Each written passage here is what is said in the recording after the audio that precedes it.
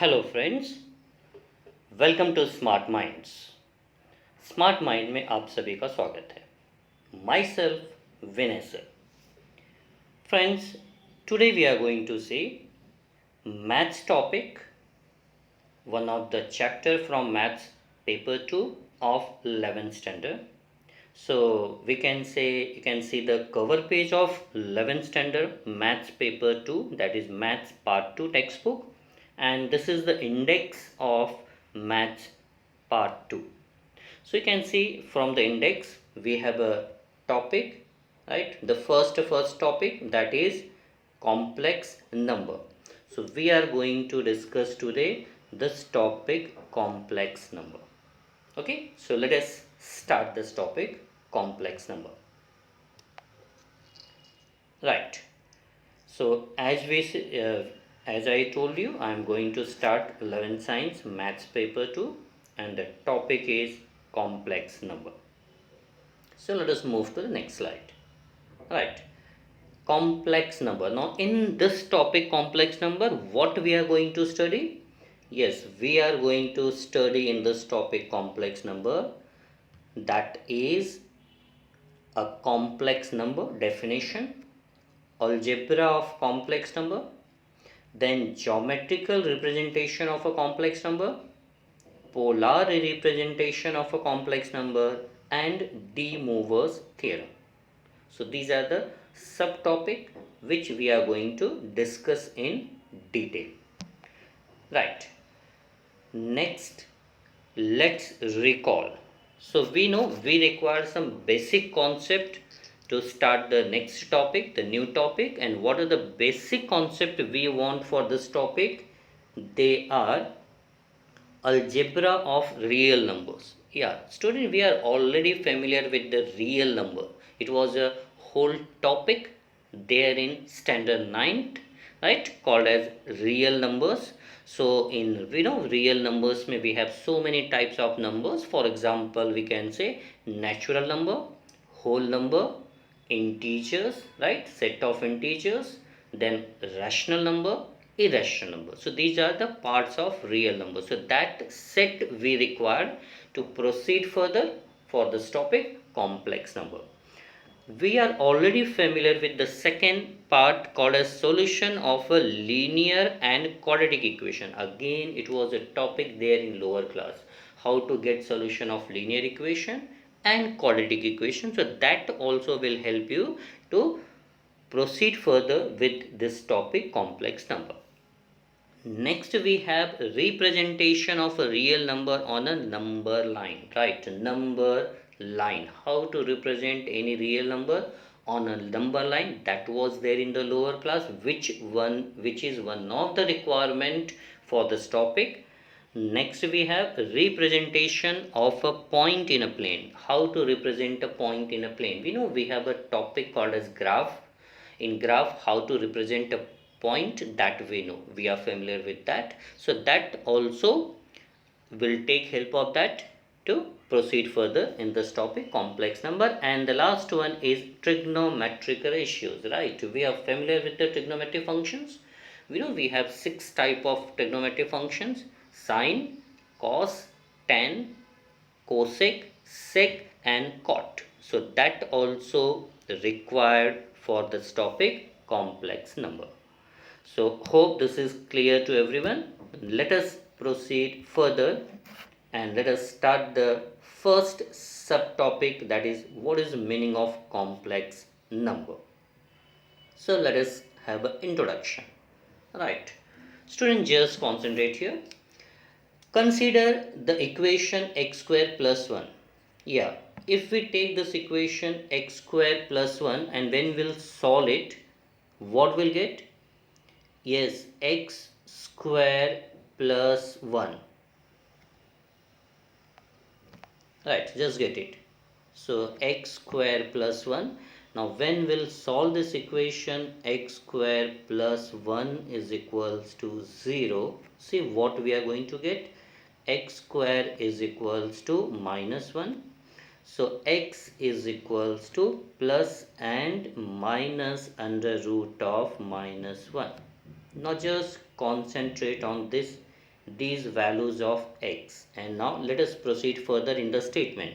What is the statement saying?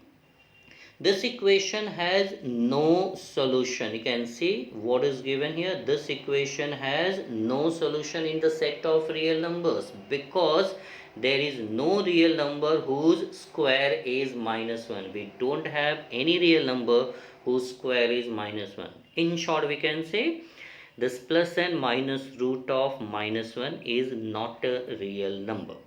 So that's what is the meaning of this statement. So let us proceed further. Now we can say we need to extend the set of real number to a larger set. See, till now we are familiar with real number, but because of this number we got, that is root of -1, which is not the part of real number, that means what we have to do, हमें real number को और बड़ा करना पड़ेगा. हमें एक नया set बनाना पड़ेगा जहाँ पे ऐसे नंबर्स को भी हम वहाँ पे रख सकें. And that is another set of numbers we required, another set we required, and which would include solution of such equations. So where we can put this number?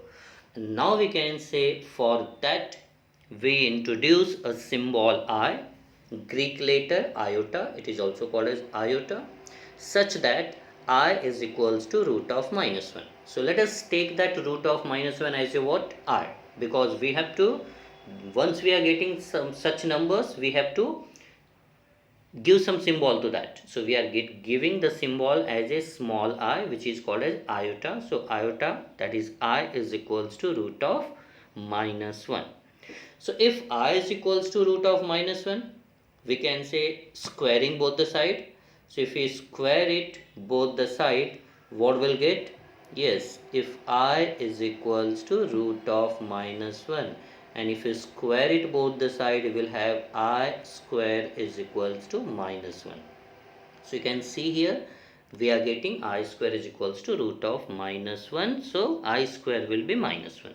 Now I is called an imaginary number, imaginary unit. So we got one of the new type of number which was not there in real number. So it is called as a imaginary unit, or you can say imaginary number, right? Okay, so let us define this number. So now we have to define this imaginary number. So what is the definition of imaginary number? Get it? A number of the form bi, where b belongs to r. B from r, r is real number. So that b should present in real number, okay, and b not is equals to 0. Yes, we know real number में 0 भी आता है, but we are not going to take 0, because once you are taking 0 into this I, because we are saying we want a number which is of the form bi, and once b will be 0, so this becomes what? 0 into I, and that will be 0. So there is no I term present. So we will not have an imaginary number. For imaginary number, I has to be there, and it is only possible when b is not 0. So hope this is clear to everyone. And what is I value? I is root of -1. This is called as what? Imaginary number. So now hope you got the concept of from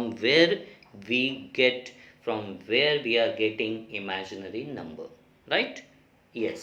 So once we have imaginary number, now let us have some example based on the imaginary number. So we can say root of -25. Once root में negative number came, it become an imaginary number. So root of -25, root of -23, root of -10, anything. Root of negative number is a imaginary number, which can also be written as, yes, root of this minus number can also be written as what? We know root of -25. You can say root of -1 into 25, and that will be 5 root of -1. But we know what is the value of root of -1. Check it from here.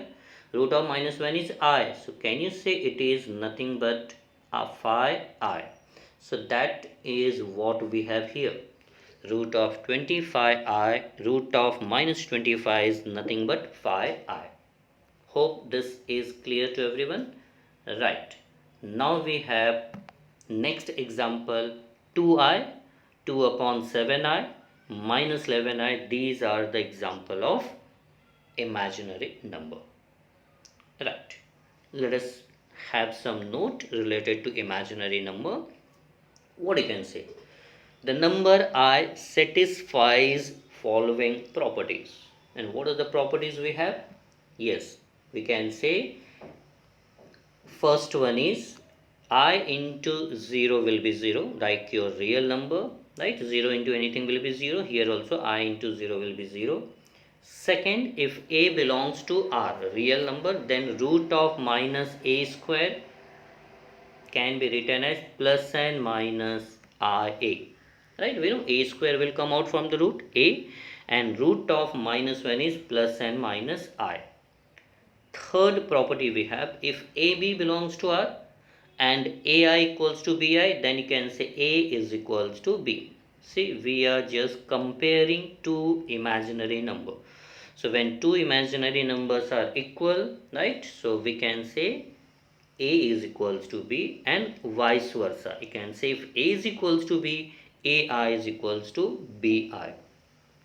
So hope this part is clear to everyone. What is the definition of imaginary number, right? And how to define imaginary number with the help of examples.